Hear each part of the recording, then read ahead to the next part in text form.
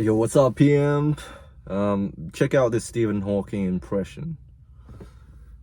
My name is Stephen Hawking. God. I'm going straight to hell, my dudes. Jesus be like, "Hoy, this is where the salvation ends." I'm joking. Anyways, I was in the staff room yesterday during break time, and the staff room is freaking funny. The staff room is full of funny conversations and interesting emotions, I've got to remind everybody again, what healthcare workers do is very abnormal. It's some weird shit going on there. Always some shenanigans going on. Healthcare workers. How many accountants that you know of rocking up to work every day to cop abuses from random strangers, and also from people they know, like their seniors, because it's a high stress environment and people can't control their emotions, so they lash out and they dump all of that onto other people. How many accountants do you see rocking up to work knowing that their incompetency can cause death to another human being? And this is not a dig on accountants. I'm just sharing what's involved when you are a healthcare worker. Sometimes you see people actively dying in front of your eyes, knowing that you have exhausted all of the resources, you've done everything in your power, and all of your colleagues have done everything, and still watching them die and not being able to do anything about it. Like it's not normal at all. It's some weird shit. And so that's why the staff room is so freaking funny. It's as if people just walked away from the war zone and they're ready to unload everything that's been bottling up within them, and they just spill it all out. Some people deal with stress in different ways. They deal with stress in many ways. I've had colleagues who, after walking away from the floor, they just like put on the big ass headphones, and that's their signal for everybody to stay the fuck away from them. They just want to be in their own zone. They're just listening to their music, playing their phone, just blocking everybody out. And then you also have the people who are like chatterboxes, and they walk into the staff room and they're like gossiping, or like chit-chatting, like yep. Those people are freaking exhausting. I'm sorry. I'm sorry. You guys are so freaking exhausting to be around for me. But I don't own the world. I don't own the departments. But yeah, I'm just being real here. And I'm sure most people would think I'm weird as well. How I deal with stress and traumas is I just block out. I just zone out. I just have this 1,000-yard stare. I can do this for hours. So in the half an hour I'm entitled to my break, I get to do this. I'm just looking straight ahead, and I don't even speak. I can just do this for hours if I can. Just looking at things that are not there. And he doesn't speak a single word. Anyways, enough joking. Yeah, the staff room is something else, man. You see so many freaking different presentations of people, so many people from society into one room, everyone doing their own different things. It's beautiful, man. It's freaking beautiful. But yeah, what I've noticed that the most common way for people to de-stress is through complaining and griping together.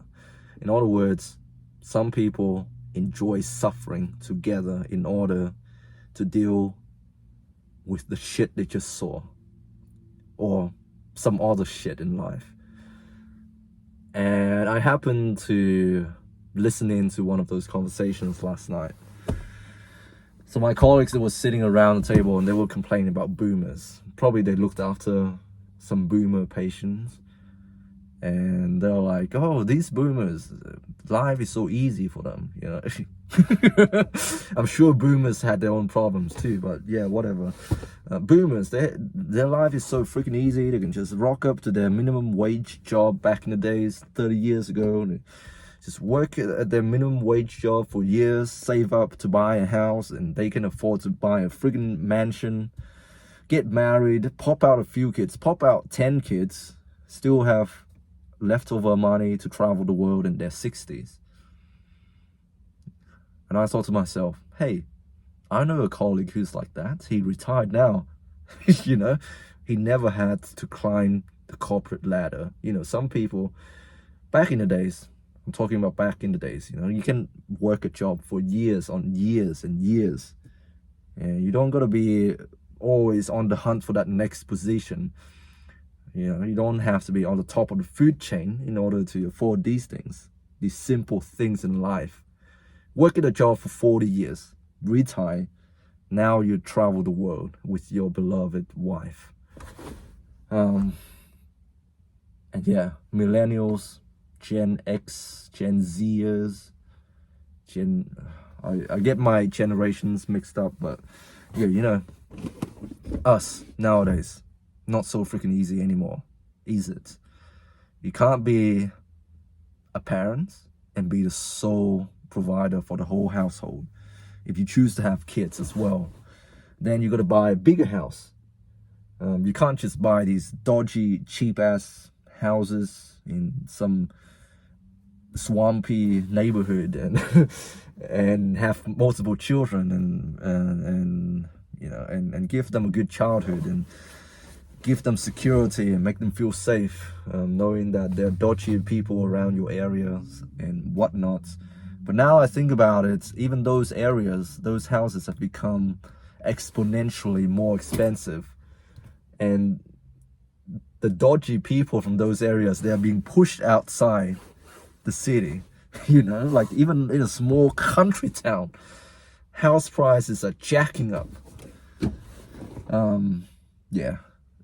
It's really hard to go to work as a man and leave your wife at home with the kids, because you can't do that now. Both parents got to work, got to combine income, got to work together, stay together for the kids. Some people don't do that anymore. They get a divorce. Divorce is easy.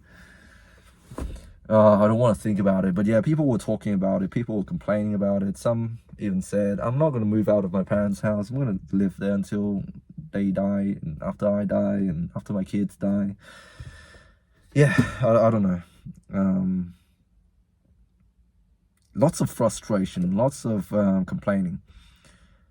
And where have I seen this before? That's right, on the internet. You know, the internet is full of negativity. The first time I stepped on the internet, I was so shocked at how vulgar, how violent people were throwing insults at each other, complaining about the world, complaining about individuals. You know, I saw the internet was just full of negativity. But now, as a seasoned veteran in this space, I realized one thing. Griping together has a purpose. And you know, maybe this negativity is justified because it's a way for people to connect, to express their opinions, and having people relating to their experience, and in a way that unites people. So I guess all this negativity on the internet is justified, and it's a net positive to society. I don't know. I think so. I think it has a place. But those people who are not used to it, they might feel like this space is just full of negativity. People just complaining about, you know, women, men, marriage sucks, you know, or get married, or you're a loser. You know, all of these people on the internet, all of these different groups trying to attack each other. On the one hand, people say don't have kids. On the other hand, people say have as many children as possible. Yeah. But then my colleagues started talking about another issue, and the issue is dole bludgers. In Australia, we call them dole bludgers, which means people who live off government benefits, government handouts, financial aids, whatever you want to call it. So in Australia, for some people, for certain groups of people who might be disadvantaged in our society, who are unemployed, who are single parents, stuff like that, they may be entitled to some subsidizing or some payouts from the government, some handouts, just to keep them afloat and provide them the opportunity to look for ways in order to support themselves, So what you need to prove to the people at the department, the department is called Centrelink, where unemployed people from lower socio-economic backgrounds, they go to every so often. They need to prove to the people at the office that, hey, I am actively looking for a job, and here is the evidence. They got to show that to the people at the office so that they can get cashed out. I think it's like $800 every fortnight or something like that. But yeah, my colleague started telling a story about his uncle who owns like a factory or whatever. And one day, there's this random ass dude rocked up at the door, asking for a job. And his uncle was willing to hire the dude on the spot, just doing something mundane like operating like a roller door or whatever. I forgot the details of the story.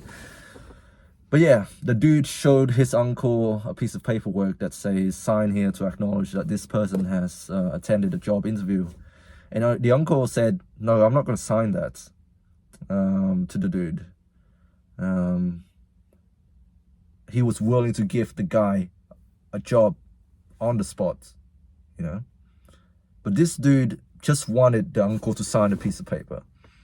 He didn't want to interview. He didn't want to ask around. He just wanted a signature. So it shows that some people, they would rather receive the government's benefit than working an actual job. And $800, don't get me wrong, it's still a good amount of money, but I think if you work an actual job, you would feel much better. You would actually get more money. But some people, they would rather have the small amount of money rather than actually working. They are afraid of work for some reason. They just don't want to work. I don't know the full story. I don't know if this guy is just telling a funny story, if it's true or not, but I'm starting to think that, hey, it's not so far-fetched after all. Because, like the government, there are these things in place, these government handout things. Surely there would be people taking advantage of it. When you have a government like that, when you have these things in place, people don't actually need to work anymore. And why should they in this economy? Why would anybody want to work? Sometimes I think about it as well. Why am I even working when, if I'm an Australian citizen, I can do this, and But then I feel like there will be a gaping hole in my heart that tells me, hey, Koi, you need to do something. You can't just get money from the government and do nothing and still feel happy about it. Because our brain is a funny thing. Even when you have stability in your life, your brain will come up with new shit for you to worry about. So don't think you will ever be satisfied. There will always be something that you want to chase next. That's just part of the human condition, I guess. But what I'm more concerned about is that some people, they just don't want to try anymore. And I guess I don't blame them with the way the world is going right now, how everything is so expensive. And yeah, don't get me wrong, people back in the day also struggled as well. They have other things to worry about.